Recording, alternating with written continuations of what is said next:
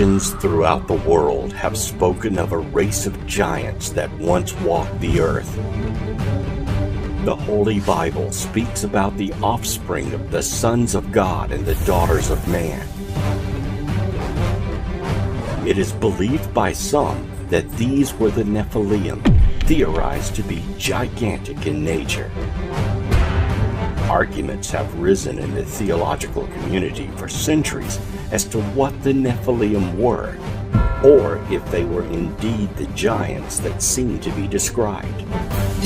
However, what cannot be argued is that Judeo-Christian doctrines are not the only ones to speak of a giant human species. Who were these giants that once roamed the earth?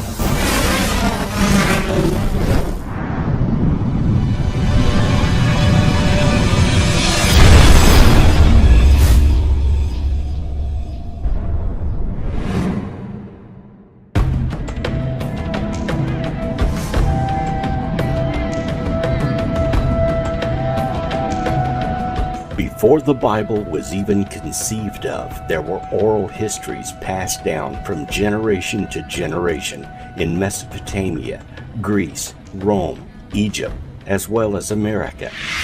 Most of these legends speak of powerful gods and goddesses that were larger than life.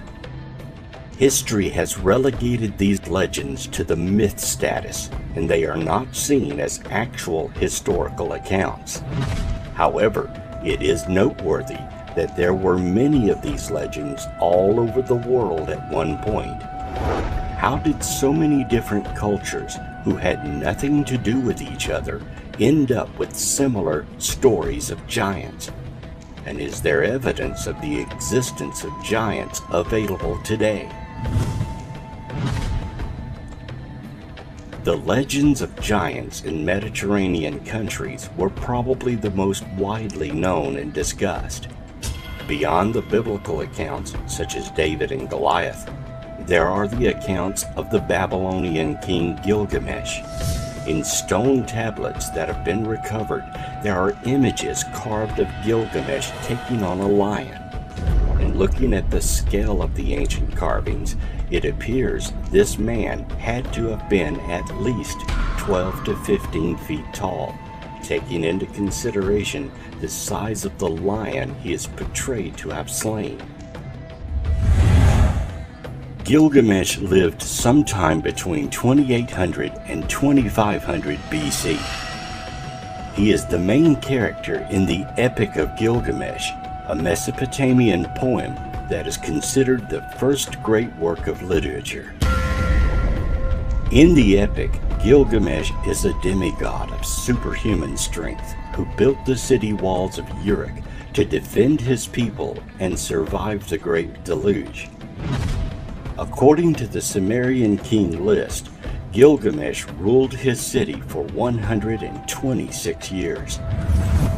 Fragments of an epic text found in Maturin, the modern Tel Hadad, relate that at the end of his life, Gilgamesh was buried under the river bed. It is generally accepted that Gilgamesh was a historical figure, since inscriptions have been found which confirm the historical existence of other figures associated with him, such as the Aga of Kish. If Gilgamesh was a historical king, he probably reigned in about the 26th century BC. Where did Gilgamesh come from? In the Qumran scroll known as the Book of Giants, the names of Gilgamesh and Humbaba appear as two of the antediluvian giants. Could Gilgamesh have come from Atlantis, or be a direct descendant of antediluvian kings?